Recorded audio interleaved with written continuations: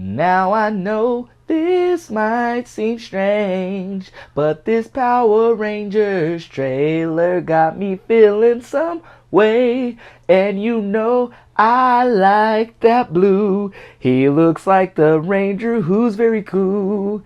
I think it's gonna be good. I'm not trying to say it will suck and be like, oh hell, why did you even make this movie? I just hope Ivan is in it too, so now we can get a nice film.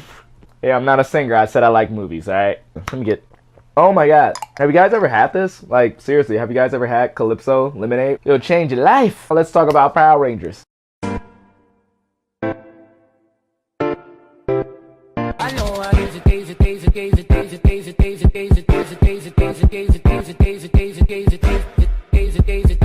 You had my curiosity, but now you have my attention.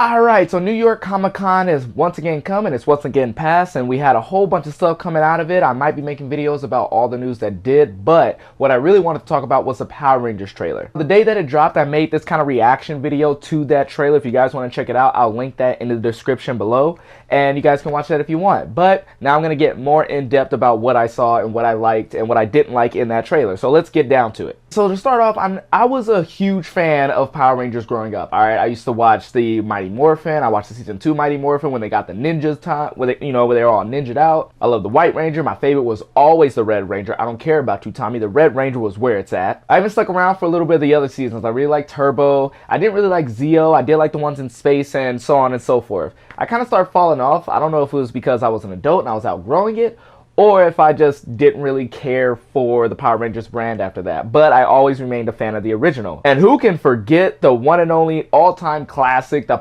Mighty Morphin Power Rangers movie? I don't care how bad that movie is. I don't care how many people say that Ivan Ooze sucks. I will watch it every time it's on television. I got it on DVR right now, and I'm probably going to watch it after this review. But now we have a reboot from Lionsgate. And be sure, this isn't a remake of the Power Rangers where you're going to get some of the same things with a more updated take. This is a reboot. It's a whole other thing. And that's really important to know, because these Power Rangers are different. Alright, to start off the trailer, like, it does a really good job at showing that this is more about the kids and not about the Rangers. The whole information is very scarce on the Zords and the Rangers in their suits and the villains that they're going to be facing. It focuses more on the teenagers. As Zordon said at the beginning of every episode of Mighty Morphin, I need teenagers with attitude. And just so happens that teenagers with attitude today are very angsty, very dark, and they got edges to them. We get a little bit of insight as to how Jason is going to work as a character, because Jason has some baggage. All these other characters, you see one of the girls, the Yellow Ranger Trini, she gets bullied so much that they write on her locker that they want her to die. Are we still talking about a Power Rangers movie? And then we got the Pink Ranger, Kimberly, who was pretty much everybody's first time crush. And this Kimberly looks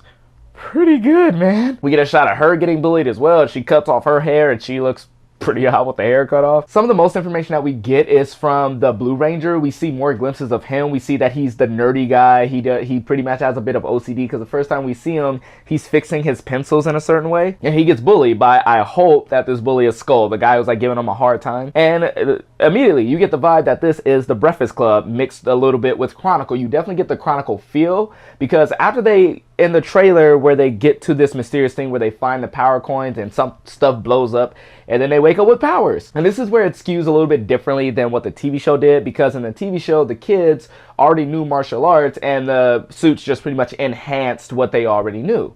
So they could fight the little putty monsters, you know, those little gray things that look like Power Rangers, but they had ugly faces that they always fought, the henchmen of the main bad guy of the series. When they would fight them, they pretty much knew how to defeat them in and out of the suit. But here, they seemed a little bit overpowered. Like, we get a shot of Jason breaking his sink, and we get a very weird shot of his abs. Now, I'm not taking away from this guy. This guy, he looks ripped, but it doesn't look like the right kind of ripped. I don't know if this is his real body or if this is CGI, but his abs are like all the way up to his chest, and then his pecs are like up in his neck, and it really looks weird. But one of the entertaining things comes from them having powers is when I'm gonna just call him Skull, you know, because, you know, if you're doing a reboot of the Power Rangers, you gotta have Skull as the bully. When Skull headbutts the Blue Ranger, he knocks himself out, which is the best part of the trailer in my opinion. Just goes boop, and then he's knocked out. He's done. I'm strong.